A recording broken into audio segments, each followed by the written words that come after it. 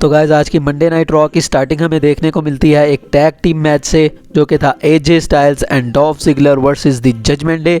अब ये एक रैंडम मैच था, तो ये मुझे लगता है कि शो के स्टार्टिंग में कुछ एक्साइटिंग डालना चाहिए। ये इतना एक्साइटिंग नहीं था। इस मैच में एक स्पॉट हमने देखा जब एजे स्टाइल्स ने सबमिशन होल्ड किया हुआ था और फिन बैलर बाहर से मदद कर रहे थे, लेकिन रेफरी ने कुछ भी नहीं कहा। बहरहाल इस मैच की बात करें तो इधर आसानी से जो जजमेंट डे है और वो जीत जाते हैं। उसके बाद हमें एज देखने को मिलते हैं टाइटल ट्रॉन स्क्रीन पर, वो अपनी गाड़ी से आते हैं। तो जजमेंट डे यहाँ पर आते हैं और डेमियन प्रीस्ट और फिन बैलर यहाँ पे कहते हैं कि हम ये जो लेजेंड्स हैं इन सब से तंग आ चुके हैं। फिन कहते हैं कि मैंने री मिस्टीरियो को हराया था और डेमियन प्रीस्ट कहते हैं कि मैं भी लास्ट वीक जो है एज को बिल्कुल हराने ही वाला था। तो वो कहते हैं कि तुम एज इधर आओ और हम तुम्हारा जजमेंट डे आज होगा। तो एज यहाँ पर आते हैं और वो कहते हैं कि तुम जो है ये सब कुछ जो कह रहे हो कि मेरा जजमेंट डे पता नहीं तुम क्या बातें कर रहे हो। मुझे लगता है मैंने तुम्हें काफ़ी कुछ सिखाया था, लेकिन तुमने उससे कुछ भी नहीं सीखा और तुम ऐसा कुछ भी नहीं कर सकते। उन्होंने कहा कि मैं और री मिस्टीरियो तुम्हारे पीछे नहीं पड़े हुए, बल्कि तुम्हें ही हमसे बहुत सारे मसले हैं। उसके बाद उन्होंने कहा कि तुम्हें क्या लगता है कि मैं जो है अकेला आया हूँ यहाँ पे। तो यहाँ पर हमें री मिस्टीरियो और डोमिनिक मिस्टीरियो देखने को मिलते हैं, जो कि बैक से अटैक कर देते हैं कैंडल स्टिक्स के साथ। अब यहाँ पे जो चारों बंदे हैं वो आपस में लड़ रहे होते हैं और रिया रिप्ली यहाँ पर जो है वो बाहर चली जाती हैं क्योंकि वो फीमेल सुपरस्टार हैं। उसके बाद हम देखते हैं कि रिया रिप्ली और डोमिनिक मिस्टीरियो रिंग में रह जाते हैं और डोमिनिक मिस्टीरियो ने यहाँ पर कैंडल स्टिक हाथ में पकड़ी होती है और जो रिया रिप्ली है वो उनको कहती हैं कि नीचे रख दो भाई, आराम से, कूल। और ये एक अजीब सा मुझे स्पॉट देखने को मिला कि डोमिनिक जो है वो उनकी बात मान भी रहे हैं और उसके बाद उन्होंने आहिस्ता आहिस्ता करके वो जो कैंडल स्टिक है वो नीचे रखने लगे थे और रिया रिप्ली ने वो पकड़ ली। तो ये एक काफ़ी अजीब सा मोमेंट था। मुझे लग रहा है कि डोमिनिक मिस्टीरियो का हील टर्न काफ़ी जल्दी अब होने वाला है। तो यहाँ पर जो रिया रिप्ली है उनके पास कैंडल स्टिक आ जाती है। उसके बाद एज और री मिस्टीरियो भी रिंग में आते हैं, लेकिन जो रिया रिप्ली है उनको जजमेंट डे यहाँ से ले जाते हैं। और इस सेगमेंट के बाद ये इस तरह सेगमेंट खत्म होता है और इसके बाद हमें ऑफिशियली अब अनाउंस होते हुए मिल गया है कि जो एज और री मिस्टीरियो है उनका मैच होगा जजमेंट डे के साथ। नेक्स्ट हमें एक बैच से सेगमेंट देखने को मिलता है जिसमें तमीज़ से पूछा जाता है कि लास्ट वीक डेक्स्टर लूमिस तुम्हें कहाँ लेके गया था। तो तमीज़ यहाँ पे कहते हैं कि मैं इसके बारे में कोई बात नहीं करना चाहता। तो इस तरह से ये सेगमेंट ख़त्म हो जाता है। नेक्स्ट दोस्तों हमें जो बियांका बेलेयर की टीम है उनका मैच देखने को मिलता है। एक रैंडम सी टीम थी उनके साथ, तो इस मैच को वो जीत जाती हैं और मैच खत्म होने के बाद वो यही कहती हैं कि हम तुम्हें हरा देंगे और आस्का उसी तरह से कहती हैं you are not ready for Asuka, Alexa and Bianca. तो ये एक अजीब सा मोमेंट था, तो ये इसी तरह से ख़त्म हो जाता है। नेक्स्ट दोस्तों हमें फिर से बैक से सेगमेंट देखने को मिलता है जहाँ पे एडम पियर्स मिस को आके कहते हैं कि यार तुम्हारे साथ क्या मसला है, जो डेक्स्टर लूमिस है उसने तुम्हारे साथ क्या किया है हमें बताओ। तो जो मिस है वो यहाँ पे कहते हैं कि कुछ नहीं, मैं इसके बारे में कुछ नहीं बात करना चाहता। मतलब वो यहाँ पे कुछ बोल ही नहीं रहे थे। तो एडम पियर्स यहाँ पर कहते हैं कि मैं तुम्हारी मदद करना चाहता हूँ। तो मिस चाहते हैं कि तुम किस तरह मदद कर रहे हो मेरी बॉबी लैशली के साथ मैच करवा के, उन सब के बावजूद जिससे मैं लास्ट वीक गो थ्रू हूँ। तो एडम पियर्स यहाँ पे कहते हैं कि वही तो हम पूछ रहे हैं कि तुम किस चीज़ से गो थ्रू हुए हो। तो मिस यहाँ फिर से खामोश हो जाते हैं और फिर एडम पियर्स उनको बताते हैं कि जो डेक्स्टर लूमिस है पुलिस ने उनको छोड़ दिया है। तो यहाँ पर मिस कहते हैं कि इस तरह ऐसे क्यों हुआ। तो वो कहते हैं कि तुमने कुछ बताया ही नहीं पुलिस को, तो उस वजह से जो डेक्स्टर लूमिस है उनको छोड़ दिया है। ये स्टोरी काफ़ी ज़्यादा जो है अच्छी चल रही है, काफ़ी मज़ा आएगा इसको देखने में। नेक्स्ट दोस्तों में होम टाउन हीरो देखने को मिलते हैं। जी हाँ, कर्ट एंगल का यहाँ पे रिटर्न देखने को मिलता है। अब कर्ट एंगल यहाँ रिंग में आते हैं। सबसे पहले तो अभी वो अपना बता ही रहे होते हैं कि मैं ये मेरा होम टाउन है। तो यहाँ पर उनको इंटरप्ट करने के लिए अल्फ़ा अकेडमी आ जाती है। अब अल्फ़ा अकेडमी की अगर हम बात करें तो जो गेबल हैं वो काफ़ी ज़्यादा मुझे अच्छे लगते हैं, उनके जो प्रोमो थे वो बहुत ज़्यादा अच्छे होते हैं। तो यहाँ पर वो सबसे पहले तो रिंग में आते हैं और सबसे पहले थोड़ी कर्ट की तारीफ़ करते हैं कि तुम होम टाउन हीरो होने के साथ साथ मेरे पर्सनल हीरो भी हो और तुमने ओलंपिक गोल्ड मेडल जीता। तो कर्ट यहाँ कहते हैं हाँ मैंने टूटी हुई गर्दन के साथ ओलंपिक गोल्ड मेडल जीता। इस पे काफ़ी जो है क्राउड ने चीयर किया। तो यहाँ पर जो अल्फ़ा अकेडमी है वो कहते हैं कि हम तुम्हें यहाँ पर एक जो ऑफ़र देने आए हैं कि हम जो एक ओपन चैलेंज करना चाहते थे, लेकिन जो यहाँ पिट्सबर्ग में कोई ऐसा नहीं है जो हमसे लड़ सके। तो हम तुम्हें एक ऑफ़र देना चाहते हैं कि तुम जो है अल्फ़ा अकेडमी को ज्वाइन कर लो। तो यहाँ पर जो कर्ट एंगल है वो इस ऑफ़र को ठुकरा देते हैं और उसके बाद जो अल्फ़ा अकेडमी के जो शैड गेबल हैं वो ऑटिस को कहते हैं कि भाई इसने हमारी ऑफ़र को रिजेक्ट किया तो इसको तोड़ फोड़ दे ज़रा। तो यहाँ पर वो कुछ करने लगते हैं। इससे पहले ही हमें स्ट्रीट प्रॉफिट्स का थीम सॉन्ग देखने को मिलता है। स्ट्रीट प्रॉफिट्स यहाँ पर आते हैं और वो एंगल की मदद करते हैं और उसके बाद इन दोनों टीम्स का आपस में मैच शुरू होता है। लेकिन मैच शुरू होने से पहले गेबल जो है वो कहते हैं कि हम तुम्हारे साथ मैच तभी करेंगे कि अगर हम इस मैच को जीत जाते हैं तो फिर कर्ट एंगल हमारी टीम में आ जाएगा और फिर मैं उसको जो भी कहूँगा उसको वही करना पड़ेगा। और यहाँ पे हमें एक इंटरेस्टिंग चीज़ भी देखने को मिली इन दोनों के सेगमेंट में, जब दोनों एक दूसरे को, कर्ट एंगल और गेबल एक दूसरे को शूश करवा रहे थे। तो काफ़ी ज़्यादा यार ये इंटरेस्टिंग सेगमेंट था, मुझे इसको देखने में काफ़ी ज़्यादा मज़ा आया। उसके बाद इन दोनों टीम्स का मैच शुरू होता है। अब इस मैच की हम बात करें तो ये मैच काफ़ी ज़्यादा अच्छा था। टैग टीम रेसलिंग वैसे ही काफ़ी ज़्यादा अच्छी होती है और आपको पता है कि मॉन्टेज फोर्ड के जो हाई फ्लाइंग मूव्स हैं वो कितने ज़्यादा अच्छे हैं, और उसके बाद गेबल की भी रिंग एबिलिटीज़ आप सबको पता है कि कितनी अच्छी हैं। तो यहाँ पे ये टॉप रोप पे भी जो है लड़ रहे थे। उसके अलावा काफ़ी ज़्यादा ये अच्छा मैच था। एक हमने वो भी इसमें स्पॉट देखने को मिला जब डॉकिंस ने बाहर जो अनाउंसर टेबल है वहाँ पे ओटिस को फेंका। वो काफ़ी ज़्यादा यार अच्छा जो है मूव था। इतना जो है हेल्दी बंदे को किस तरह से डॉकिंस ने फेंका, वो काफ़ी ज़्यादा मुझे देखने को अच्छा लगा। तो उसके बाद अगर हम मैच की एंडिंग की बात करें तो मैच की एंडिंग में यहाँ पर जो हमारे मॉन्टेज फोर्ड है उन्होंने अपना स्लैम लगाकर इस मैच में वो जीत गए। और उसके बाद मैच ख़त्म होने के बाद ये लोग आपस में सेलिब्रेट करते हैं और इसी तरह ये सेगमेंट ख़त्म हो जाता है। उसके बाद हमें एक बैक से सेगमेंट देखने को मिलता है जिसके अंदर रिडल और जो हमारे सेथ रॉलिंस हैं वो फिर से बैक स्टेज के ऊपर लड़ रहे होते हैं। और उसके बाद इन दोनों का इंटरव्यू होने वाला था और इस वजह से ही, इनकी लड़ाई की वजह से ये इंटरव्यू बैक स्टेज से ही लिया गया। और यहाँ पर एक इंटरेस्टिंग चीज़ हमें देखने को मिली कि जो रिडल है उनका भी नाम अब दोबारा से मैट रिडल हो गया है। तो ये काफ़ी एक इंटरेस्टिंग चीज़ थी।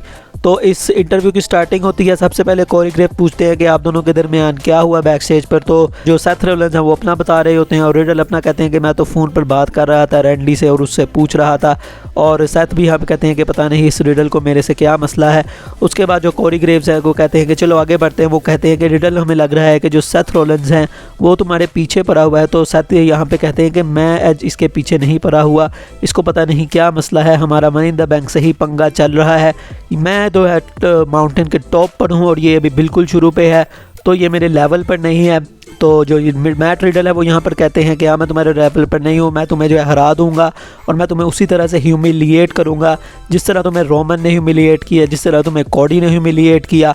तो यहाँ पर जो सेथ रॉलिंस है वो कहते हैं कि मैं तुम्हें हरा दूंगा, यहाँ पर कोई रोमन की बात नहीं है, यहाँ पर कोई कॉडी की बात नहीं है, मैं तुम्हें हरा दूंगा। और अगर इसका मतलब ये है कि मुझे तुम्हें भी कॉडी की तरह भेजना पड़े तो मैं तुम्हें भेज दूंगा और उसके बाद मैं अनडिस्प्यूटेड चैम्पियनशिप की तरफ बढ़ सकूँगा। उसके बाद जो हमारे कोरी ग्रेव्स हैं वो पूछते हैं कि इस संडे को हम क्या एक्सपेक्ट कर सकते हैं। तो यहाँ पर जो सेथ रॉलिंस हैं वो कहते हैं कि मैं रिडल को हरा दूंगा स्टॉप लगा के और मैं उसको बता दूंगा कि कौन यहाँ पर मैन है।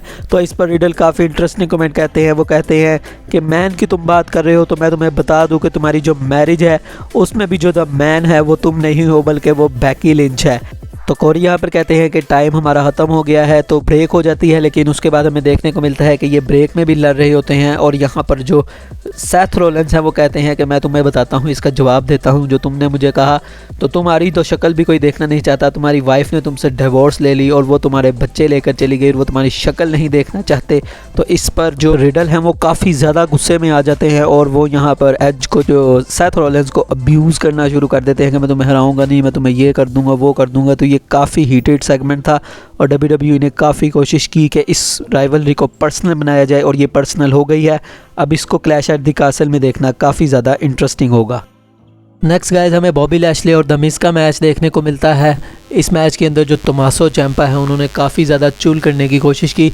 मैच के सेंटर में हम देखते हैं कि द मिज़ जो है वो एकदम से ऑडियंस की तरफ देखते हैं, उनको शायद कुछ नज़र आता है और यहाँ पर हमें नज़र आते हैं जी डेक्स्टर ल्यूमस। तो वो टोमासो को कहते हैं कि तुम वहाँ जाओ, लेकिन टोमासो ने डेक्स्टर ल्यूमस को देखा ही नहीं होता। इसका फ़ायदा उठाते हैं बॉबी लैशली और वो यहाँ पिन करके मिज़ को हरा देते हैं। नेक्स्ट हमें एज और कर्ट एंगल का एक बैक से सेगमेंट देखने को मिलता है जिसमें वो अपनी पुरानी यादें ताज़ा कर रहे होते हैं। एज जो है वो कर्ट एंगल के लिए कुछ तस्वीरें लेके आए होते हैं, लेकिन उसके पीछे एक्चुअल में री मिस्टीरियो के खिलाफ उन्होंने कुछ लिखा होता है। तो एज जब यहाँ से जाते हैं तो कर्ट को पता लगता है। तो ये काफ़ी इंटरेस्टिंग सेगमेंट था दोस्तों। नेक्स्ट हमें ब्लड लाइन देखने को मिलती है। तो ब्लड लाइन यहाँ रिंग में आती हैं। सबसे पहले वो कहते हैं कि किस तरह से जो रोमन रेंज है वो 730 डेज़ का चैम्पियन हो जाएगा इस फ्राइडे में। और हमें यहाँ ड्रू मैकिंटायर की भी एक ट्वीट देखने को मिली जो कि आप इस वक्त स्क्रीन पर देख सकते हैं। तो जो इस स्मैकडाउन में रोमन रेंज अपने 730 डेज सेलिब्रेट करेंगे तो उस पर सैमी ज़ेन सबसे पहले बताते हैं कि जो अब हम जो है वो एक टीम बन चुके हैं, हम ब्लड लाइन बन चुके हैं। और जो रोमन रेंस है उसने मुझे कहा है कि मैं स्पेशल मैनेजर बनूंगा उस रात, मतलब जो स्मैकडाउन होगी उसमें। उसके बाद वो वी द वंस कह के जो है वो सैमी ज़ेन कहते हैं कि हम ब्लड लाइन है। यहाँ पर इनको इंटरप्ट करने के लिए आ जाते हैं जी केविन ओवेंस। और केविन ओवेंस का जब म्यूज़िक प्ले होता है तो सैमी ज़ेन यहाँ पे हक्के बक्के हो जाते हैं, और जी जो ऊसोज होते हैं वो भी हक्के बक्के हो जाते हैं। और जो ऊसोज हैं वो कहते हैं कि तुमने इसको बुलाया, मतलब ये तुम्हारा बंदा है, तो तुम इसको जो है खुद ही हैंडल करो। तो सैमी कहते हैं ठीक है मैं यहाँ पर हैंडल करता हूँ। और वो यहाँ पे कहते हैं कि केविन को, क्योंकि केविन यहाँ पे कहते हैं कि तुम्हारा जो बॉस है मुझे अभी भी O1 करता है। तो सैमी ज़ेन यहाँ पे कहते हैं कि रोमन कभी किसी को भी कोई उसके ऊपर कोई उदार नहीं है। तो यहाँ पर सैमी ज़ेन कहते हैं, जो केविन ओवेंस है वो कहते हैं कि मुझे तुम पर काफ़ी ज़्यादा दुख हो रहा है, तुम्हें पता है कि तुम कितने बड़े सुपरस्टार हो, तुम one of the greatest of all time हो, लेकिन तुमने ये अपने आप को कहाँ फंसा लिया हुआ है। तो इस पर सैमी कहते हैं कि तुम भी बाकी लोगों की तरह ही हो जो समझ रहे हो कि शायद मैं ब्लड लाइन का पार्ट नहीं हूँ, मैं ब्लड लाइन का पार्ट हूँ, मैं ज़बरदस्ती नहीं घुसा। तो इस पर केविन ओवेंस काफ़ी जो है वो हैरत की निगाहों से देख रहे होते हैं, और मुझे ये काफ़ी ज़्यादा जो है वो फ़नी सेगमेंट लगा। तो इस पर जो सैमी ज़ेन है वो कहते हैं कि मैं ब्लड लाइन का पार्ट हूँ। वो कहते हैं ये देखो मैं अभी तुम्हें जिमी ऊसो के साथ अपना रिलेशन दिखाता हूँ। तो जिमी ऊसो को वो हाथ आगे करते हैं, तो वो दोनों आपस में हाथ से कुछ करते हैं।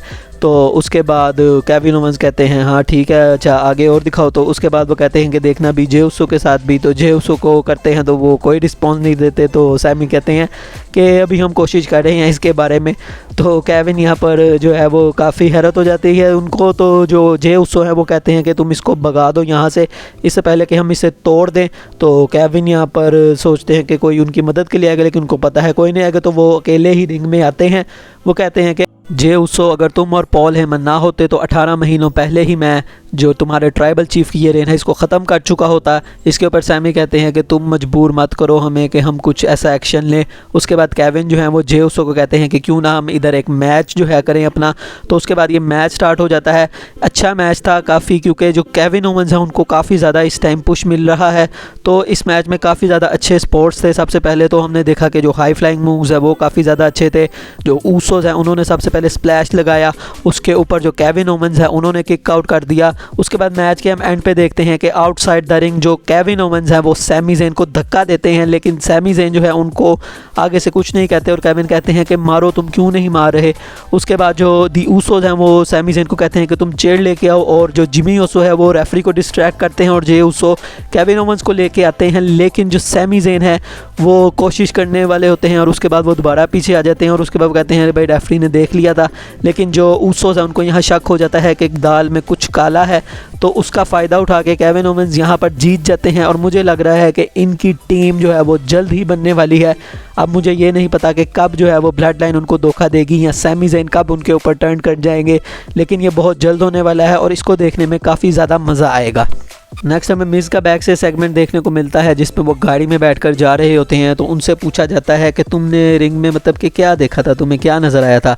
तो मिज़ यहाँ पर कहते हैं कि मैं इसके बारे में बात नहीं करना चाहता। और अब देखते हैं कि उनकी गाड़ी के जो पीछे हैं डेक्स्टर लूमस बैठे होते हैं। तो ये स्टोरी लाइन काफ़ी ज़्यादा मज़ेदार हो रही है। नेक्स्ट दोस्तों हमें जॉनी गारगानो का एक इंटरव्यू देखने को मिलता है जिनमें उनसे पूछा जाता है कि जो थ्योरी है उन्होंने तुम्हारा मोमेंट स्पॉइल कर दिया। उन्होंने कहा नहीं ऐसी कोई बात नहीं है, जो थ्योरी है वो बहुत अच्छा सुपरस्टार है, वो मेरी फैमिली की तरह है। यहाँ पर थ्योरी आते हैं, उसके बाद कहते हैं कि वो इजी हो जाओ, मैं तुम्हें नहीं मारूंगा। तो यहाँ पर जॉनी गारगानो कहते हैं कि वो जो है उसने मुझे कभी भी फ़ोन नहीं किया 9 महीनों में।